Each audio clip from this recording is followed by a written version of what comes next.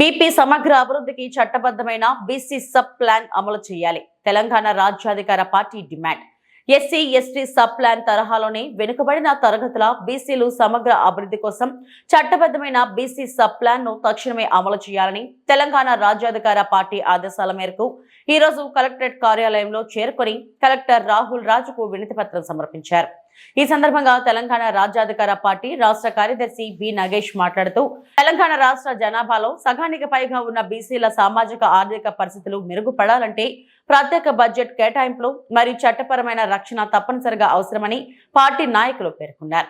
SC ఎస్టీలకు అమలవుతున్న sub plan తరహాలోనే బీసీలకు కూడా ప్రత్యేక సబ్ ప్లాన్ ను ఏర్పాటు చేయాలని వారు స్పష్టం చేశారు.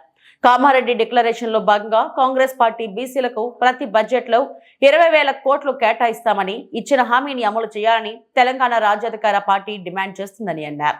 ఈ సందర్భంగా పార్టీ ప్రధాన డిమాండ్లను గురించి మాట్లాడారు. కార్యక్రమంలో జిల్లా అధ్యక్షులు యాదగిరి గౌడ్, జిల్లా కోశాధికారి రాములు, శేఖర్ నేత తదితరులు పాల్గొన్నారు. రాష్ట్ర కార్యదర్శిగా నగేష్ ముద్రాజ్ ఆధ్వర్యంలో ఈరోజు పెద్ద కలెక్టర్ గారికి రిప్రజెంటేషన్ ఇవ్వడం జరిగింది.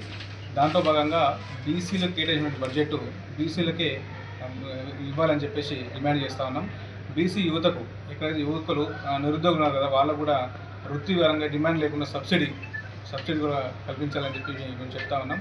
బీసీలకు ఎక్కడ కూడా అన్యాయం జరగకూడదు. బీసీలకు మేమెంతో మాకంతా కాబట్టి బీసీ సబ్సిడీలో అందరికీ సమానంగా హక్కులు కల్పించాలి. ఆ డబ్బు కూడా మాకు సమానంగా రావాలని చెప్పేసి మేము కోరుతా ఉన్నాం. తరఫున తీన్మార్మల గారి ఆదేశాల మేరకు ఈరోజు మెదక్ కలెక్టర్ గారికి రిప్రజెంటేషన్ ఇవ్వడం జరిగింది.